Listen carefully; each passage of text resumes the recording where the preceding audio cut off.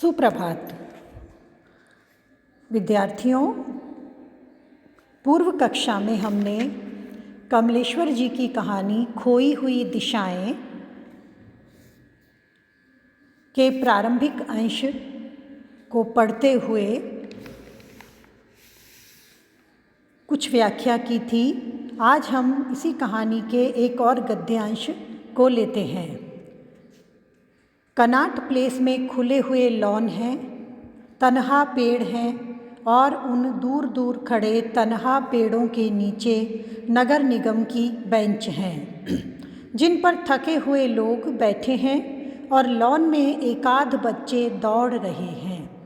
बच्चों की शक्लें और शरारतें तो बहुत पहचानी सी लगती हैं, पर गोलगप्पे खाती हुई उनकी मम्मी अजनबी है, क्योंकि उसकी आँखों में मासूमियत और गरिमा से भरा प्यार नहीं है। उसके शरीर में मातृत्व का सौंदर्य और दर्प भी नहीं है। उसमें सिर्फ एक खुमार है और एक बहुत बेमानी और पिटी हुई ललकार है, जिसे न तो नकारा जा सकता है और न स्वीकार किया जा सकता है। वह ललकार सब कानों में गूंजती है और सब बहरों की तरह गुजर जाते हैं। लॉन पर कुछ क्षण बैठने को मन हुआ, पर उसे लगा कि वहाँ भी कोई ठिकाना नहीं। अभी कल ही तो चोर की तरह दबे पांव घास में बहता हुआ पानी आया था और उसके कपड़े भीग गए थे। इस कहानी में हमने पूर्व में बताया है कि महानगरीय सभ्यता, जिसमें दिल्ली को केंद्र में लिया गया है, वहाँ के देश काल वातावरण, भागते दौड़ते लोग, एक दूसरे से के बहुत नज़दीक से निकलते हुए किंतु एक दूसरे से पूर्णतः अनजान। यह जो अनजानापन है, यह जो बेगानापन है, शहर की सभ्यता में इस प्रकार से शामिल हो गया है कि जैसे वो अनजाने और अलगाव की परिभाषा ही उनके लिए लगाव हो गया हो। लेखक व्यक्त करते हैं कि जब मुख्य पात्र यह देख रहा है कि चंदर ने जब देखा कि चारों ओर लोग भाग रहे हैं, कर रहे हैं, और शाम को घर लौटते हुए कनाट प्लेस के पास एक खुला हुआ लॉन है, वहाँ कुछ पेड़ हैं और कुछ बच्चे वहाँ पर खेल रहे हैं। बच्चों की जो चुहलबाजी है, बच्चों की जो किलकारी है, जो खेलना कूदना है, वो तो चंदर को अपना सा लगा। उसमें कुछ आत्मीयता है, क्योंकि बच्चों पर अभी शहरी सभ्यता का तथा कथित आकर्षण जनित रंग नहीं चढ़ा है, जिसमें वस्तुतः आकर्षण नहीं होता, एक दूसरे से दूर भागने की, कतराने की आदत हो जाती है। ऐसा बच्चों में नहीं है। चंदर देख रहा है कि बच्चे परस्पर मिलजुल रहे हैं, जो झूले बने हुए हैं वहाँ खेल रहे हैं, दौड़ लगा रहे हैं। उनमें कुछ स्वाभाविकता चंदर को दिखी। साथ ही आसपास ही खड़ी जो उनकी मम्मी है, जो माँ है, चूँकि महिलाएं अधिकतर कामकाजी हो गई हैं और उनकी जो हंसी है उसमें भी एक मातृत्व के दर्प की स्वाभाविकता दिखाई नहीं देती। ऐसा लगता है मम्मी मॉम होकर के बच्चों के लिए भी एक औपचारिकता बरतने लगी हो।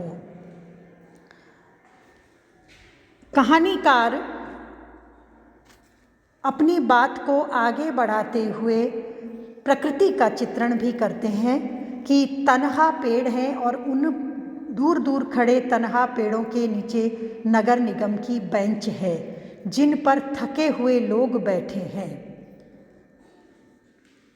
ये जो थके हुए लोग बैठे हैं, ये थकान क्या है? काम तो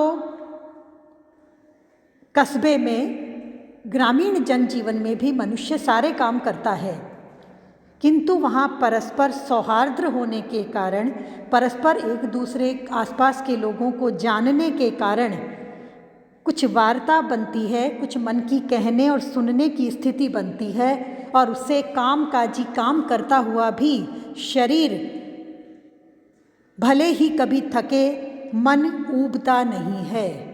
शहरी सभ्यता में भी काम किया जा रहा है, कर्म तो मनुष्य को करना ही है, किंतु उस कर्म में एक अंदर से बेगानापन है या काम सलटाने की प्रवृत्ति है, और इसके कारण थके हुए लोग बेंच पर बैठे हैं, जैसे मानो बेंच पर बैठना भी एक औपचारिकता हो। तन्हा, आगे लेखक कहते हैं, तन्हा खड़े पेड़ों और उसके नीचे सिमटते अंधेरे में अजीब सा खालीपन है।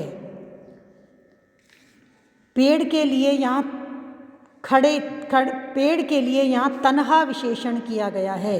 यद्यपि पेड़ों पर डाली है, पत्ते हैं, उसका तना, डाली, पत्ते, फल फूल कुछ भी हो सकते हैं, फिर भी यहाँ क्योंकि मनुष्य का प्रकृति से लगाव नहीं है, वह बस अपने रास्ते चलना चाहता है, जाने किसी अलक्षित लक्ष्य पर पहुंचकर भी स्वयं को खोया हुआ सा रखना चाहता है।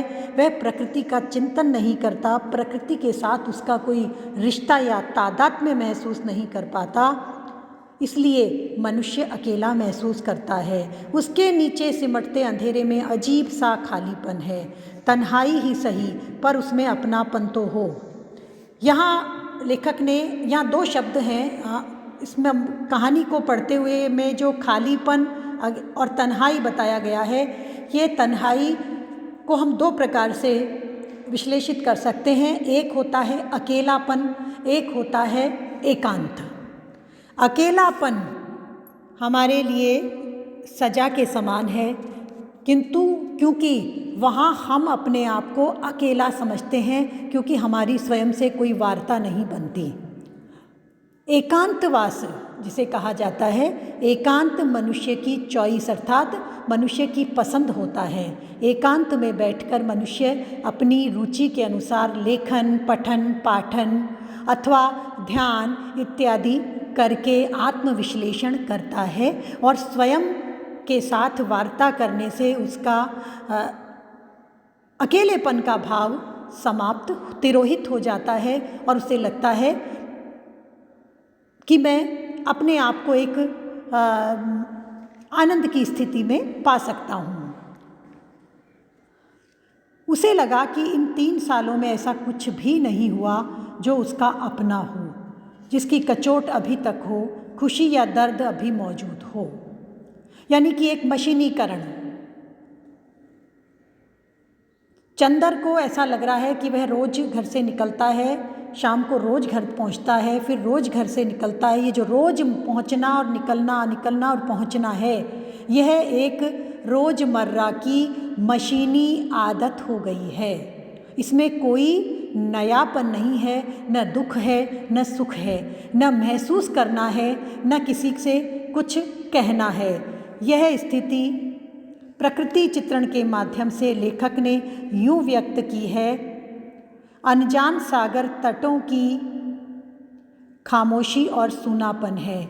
यहाँ रेगिस्तान की तरह फैली हुई तन्हाई है, पछाड़ खाती हुई लहरों का शोर है, जिससे वह खामोशी और भी गहरी होती है। एक और शहरी सभ्यता, महानगरीय संस्कृति, भीड़ से भरी हुई सड़कें, भागता हुआ दौड़ता हुआ जन सैलाब, फिर भी लेखक का ये कहना कि चारों ओर सब अकेले हैं, तन्हाई है। बहुत से लोग साथ हैं पर कोई किसी के साथ नहीं है। यह साथ न होना, पास पास सब हैं किंतु आसपास सब होने पर भी साथ कोई किसी के नहीं है, यह जो महानगरीय सभ्यता के में रहने वालों के साथ जो मानसिक स्थिति उनकी बनती है, इस मानसिक स्थिति के कारण ही खोई हुई दिशाएं, मानो हमें कोई दिशा प्राप्त नहीं हो रही है, यह स्थिति लेखक ने व्यक्त करने का प्रयास किया है। धन्यवाद।